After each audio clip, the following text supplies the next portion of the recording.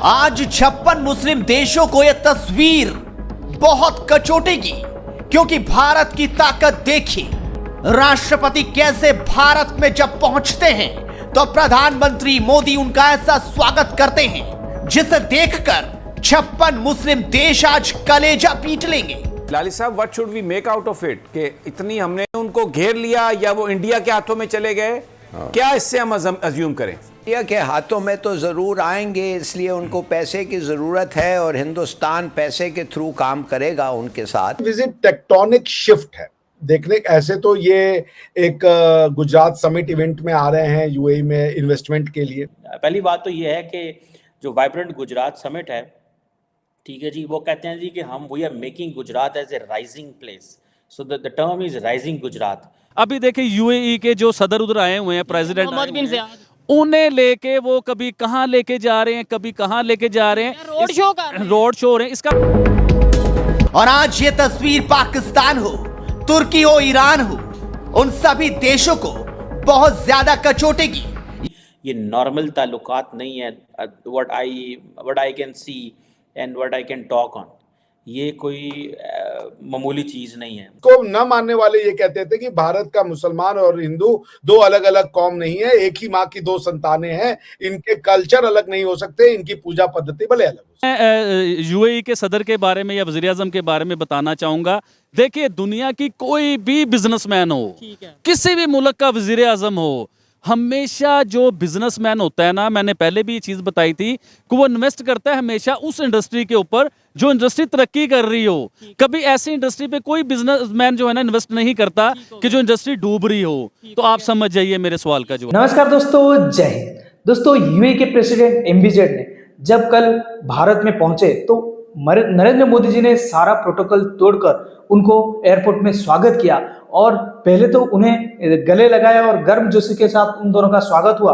उसके बाद एक लंबा रोड शो हुआ जिसमें दोनों ने कार में बैठकर मतलब खड़े हुए लोगों को हाथ हिलाए और बहुत ही ज्यादा इन दोनों के बीच एक गर्मजोशी का एक जो कहते हैं कि मुलाकात हुई। इसको देखकर 56 मुस्लिम देश जो भारत के मतलब अगेंस्ट भी जो खड़े हुए हैं, ईरान, तुर्की, पाकिस्तान, इनको बहुत ज्यादा मिर्चें लग गई होगी, क्योंकि यूएई और इंडिया के बीच ये 7 महीने में चौथा ऐसा मुलाकात अब इन दोनों की हेड में हो रही है। तो आप समझ सकते हैं, तो इसको लेकर पाकिस्तान बहुत ज्यादा जल भुन रहा है। तो चलिए वीडियो देखते हैं, मैं मिलता हूं आपको वीडियो के एंड पर। इंडिया के विजिट पे हैं, क्या इसके ऊपर भी एक प्रेडिक्शन कर दें, क्या वापसी पे पाकिस्तान का विजिट करके जाएंगे? पाकिस्तान में कुछ मतलब इन्वेस्टमेंट के हवाले से 1 रुपए की भी इन्वेस्टमेंट नहीं करेंगे पाकिस्तान ना। वो इंडिया में क्यों कर रहे हैं? मैं बताता हूं सर, ना वो पाकिस्तान आएंगे ना 1 रुपए की इन्वेस्टमेंट करेंगे। अभी याद होगा रिसेंटली सऊदीया के शहजादे इंडिया गए हुए थे, तो हमने बड़ी उम्मीदें लगाई थी पाकिस्तान आएंगे, इधर आके भी कोई प्रोजेक्ट का ऐलान करके चले जाएंगे। तो वो पाकिस्तान के ऊपर से गुजर गए, पाकिस्तान आना पसंद नहीं किया उन्होंने। जो खबरें थी उनमें ये था कि भाई शायद वो विजिट करके जाएंगे, उन्होंने कुछ ऐसी तो इसी तरह ही मैं यूएई के सदर के बारे में या वज़ीर आज़म के बारे में बताना चाहूंगा।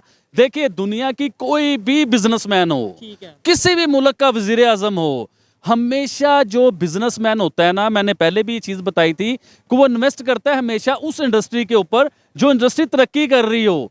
कभी ऐसी इंडस्ट्री पे कोई बिजनेसमैन जो है ना इन्वेस्ट नहीं करता कि जो इंडस्ट्री डूब रही हो। तो आप समझ जाइए मेरे सवाल का जवाब। मैं कहता हूँ यूएई को छोड़ें, सऊदी अरेबिया को छोड़ें, अफगानिस्तान जो है वो रिलेशन बेहतर कर रहा है। अगर ईरान की बात करें, वो चाबहार पोर्ट और इंडिया के साथ मिलकर प्रोजेक्ट बना रहा है। इसके अलावा इजिप्ट की बात करें, वो रिलेशन बेहतर कर रहा है। इसका मतलब यह है कि जो एक कंसेप्ट दिया जाता है कि जी इंडिया की प्राइम मिनिस्टर जो मोदी हैं वो उनके रिलेशन नहीं मुस्लिम के साथ ठीक, या वो रिलेशन बेहतर नहीं करना चाहते। फिर बड़ी बात जो मैंने सारे केस में स्टडी किया है कि जो लक्षद्वीप के हवाले से बात अगर करें तो लक्षद्वीप में भी मोस्टली लोग जो उनसे वो मुसलमान हैं। तो अगर वहां पे टूरिज्म को प्रमोट किया जाए, तो जब 370 को हटाया गया तो अरब ममालिक के पास या अरब कंट्रीज के पास ऑप्शन था कि वो इंडिया के अगेंस्ट में खड़े हो जाते कि भाई ये तो एक इस्लामिक बहुल इलाका है इंडिया का और आप ये कर रहे हैं, हम आपके साथ नहीं हैं, हम तो पाकिस्तान के साथ हैं। उन्होंने उल्टा किया, उन्होंने वहां पे एमआर को भेजा और कहा जाके मॉल खोलो वहां पे।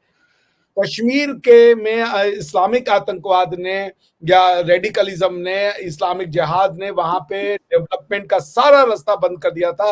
वो 1% ऑफ द एक्सपोर्ट्स हैं और जो आपकी जो ग्रॉस स्टेट डोमेस्टिक प्रोडक्ट है वो कहते हैं कोई 1.5 लाख करोड़ से कोई 22 लाख करोड़ हो गई है। मतलब these are the statistics which come from the Indian government when it comes to वो कहते हैं जी हमारा ये वाइब्रेंट गुजरात है। सो 88.3% इंडिया की जो जीडीपी है वो इधर है गुजरात के अंदर। 18% इंडस्ट्रियल आउटपुट यहाँ पे है और 33% ऑफ एक्सपोर्ट्स कहते हैं यहाँ से हैं। सो बताएं कि why not they should tell. मैं पाकिस्तानियों को अक्सर कहता हूँ, अभी भी मेरा अक्सर when I look at all these things I keep saying it, हमारी जो पॉलिटिकल पार्टीज़ हैं उनके अंदर एक जेलसी होनी चाहिए कि पंजाब आगे निकल गया, सिंध आगे निकल गया, केपी आगे निकल गया। हमारे यहाँ ये चीज़ कोई नहीं है। भारत के अंदर ये चीज़ बहुत पाई जाती है कि वहाँ पे जो स्टेट्स हैं वो गुजरात अलहदा अपने अंदर एक मुल्क बना हुआ है, यूपी अलहदा अपने अंदर एक मुल्क बना हुआ है, केरला अलहदा अपनी एक स्टोरी सुना रहा है। That should be the spirit, that should be the spirit in the political parties. अब फॉर एग्जांपल सिंध है, सिंध क्यों अपने आप को नहीं ये बताता कि जी हम इकोनॉमी में यहाँ हैं, हम इंडस्ट्री में यहाँ हैं, हम फलां आउटपुट में यहाँ हैं। ये डिस्कशंस होनी चाहिए, ये सूबों को आपस में, स्टेट्स को आपस में एक दूसरे के साथ लड़ना चाहिए। At the end of the day it is the people who are going to get the benefit out of it. हम अगर बिजनेस फ्रेंडली पॉलिसीज हमारी है चीज सेंट्रलाइज्ड है। For example special investment facilitation council हमने बना दी, हमें सेंटर को मजबूत कर रहे हैं, लेकिन आती नहीं है। देखिए वो अभी बैनर्स पे मैंने कई जगहों पे देखा है, मालदीव में आउट इंडिया, आउट इंडिया। देखिए मैं मालदीव की आवाम को ये पूछना चाहूंगा कि क्रिकेट मैच नहीं है कि कोई आउट है, नॉट आउट है, ये कोई मजाक है यार। ये इतने बड़े मुल्कों के सिलसिले हैं, ये इतने बड़े मुल्क के प्राइम मिनिस्टर को आप क्या बात कर रहे हो? ये क्रिकेट नहीं है, ये कोई मजाक नहीं है। अच्छा, इधर एक चीज आबिद भाई ये भी है, आपको शायद ये भी पता होगा कि जो इस टाइम मालदीव की गवर्नमेंट है इस्लामिक गवर्नमेंट है। अब कुछ लोग इंटरनेशनल लेवल पे, कुछ लोगों का ये कहना है कि भाई इंडिया के साथ रिलेशन नहीं एक ठीक होते, या इंडिया जो है वो इस्लामिक कंट्रीज या मुसलमानों के साथ, खासतौर पे प्राइम मिनिस्टर मोदी, उनके रिलेशन नहीं ठीक। अब एक साइड पे यूएई का जो सा प्रेसिडेंट है वो इंडिया का विजिट कर रहा है, रोड शो कर रहा है। तो दोस्तों जैसा कि आपने वीडियो में देखा, एमबीजे की जो ये जबरदस्त स्वागत मोदी जी ने किया है, और उसके साथ साथ यूएई और भारत के बीच बहुत सारे ऐसे डील होने वाले हैं।